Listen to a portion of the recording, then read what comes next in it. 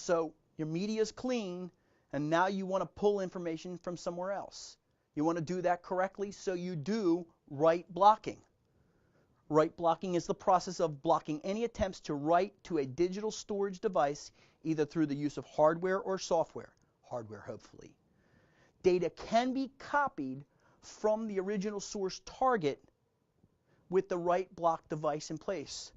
Data cannot be added to or changed on the original device. In other words, the information that we're presenting to the court of law has not been changed by our activity of capturing a copy of it to use here. We didn't send any commands up there for it to actually give us back information and actually make changes to it. We've maintained that evidence as accurate and complete without disturbing it. Remember, turning on a computer is going to destroy some evidence. It's going to change timestamps.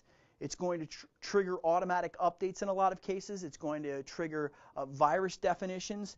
There may even be some malware on there that actually overwrites the drive if you don't key in the correct sequence. So it could destroy all of the evidence. So we don't really want to turn on the computer. Turning on a cell phone will also destroy evidence because, remember, it's going to go out and signal to the towers. It's going to put information on this local device. It could trigger automatic updates in a lot of cases, and it may change the last GPS coordinates. You want those GPS coordinates. So if that cell phone is off, don't turn it on again. You could attach a USB thumb drive. It's going to change the timestamps on it. It's going to change the synchronization. If there is any kind of synchronization on that particular file or that particular folder or that particular device, it may overwrite at that point. So don't attach the USB thumb drive without the right protection on it. Again, attaching memory cards. It can change your timestamps in a lot of cases. It can add more metadata, especially depending upon the device that you're putting in place. Putting the right blocker in place stops the attached memory cards from actually being updated by the operating system. So what do you get out of this? Well, you're protecting the evidence from being altered so that it is acceptable in a court of law.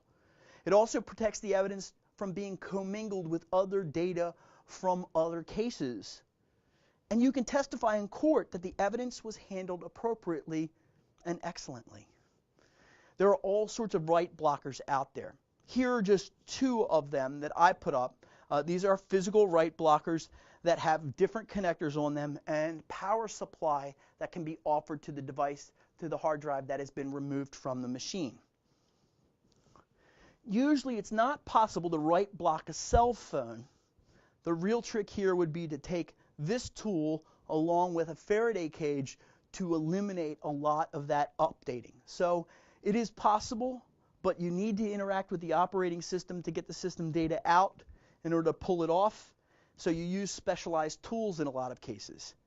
Here's a USB write blocker. It is designed specifically for USB devices. It is separate from your hard drive write blockers that you have.